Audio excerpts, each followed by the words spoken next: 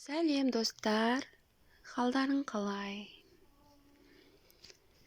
Достар, мен бүгін сіздерге осындай өте әдемі, өте қарапайым заттардан дайындалатын, ешқандай қиындығы жоқ.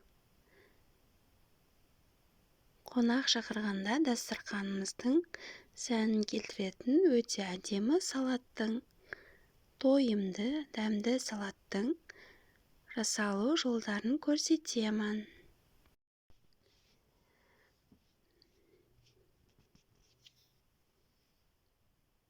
Ол үшін бізге ең алдымен картошка керек.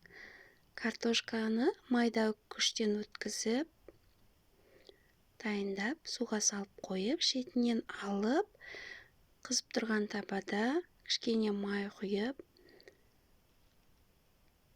аз-аздан салып, қуырып аламыз. Пай жасаймыз. Мына осындай сап-сары етіп қуырып алып отырамыз. Содан соң бізге 250-300 грамм капуста, свекла, қызылша, сәбіз және ет керек болады.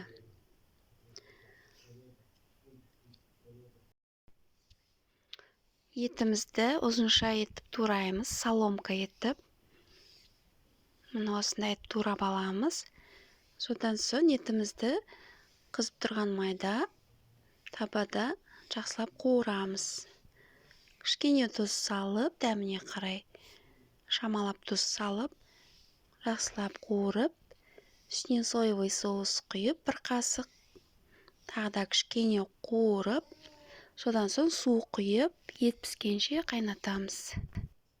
Сосын капустамызды майдалап, турап, ұзынша етіп, сәбіз бен свекланы майда үккіштен өткізіп, оның үстіне қуырылған, дайын болған етімізді салып, майонез салып, кішкене тұз салып, жақсылап араластырамыз.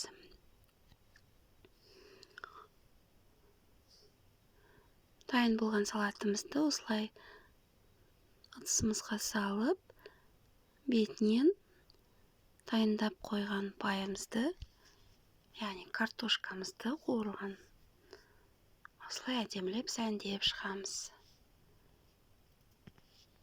Өте әдемі, өте тойымды, өте дәмді королевский салатымыз дайын. Міндетті түрде жасап көріңіздер, өте оңай. Үйде бар заттармен ғана жасауға болатын әдемі салат. Салатымыз дайын. Достар, егерде менің видеоларым сізге ұнап жатса, лайк басыңыз, комментарий жазыңыз және достарыңызбен бөлісе отырыңыздар. Ал егерде сіз менің каналыма әлі тіркелмеген болсаңыз, онда қоңыраушаны басып, міндетті түрде тіркеліңіз. Рахмет!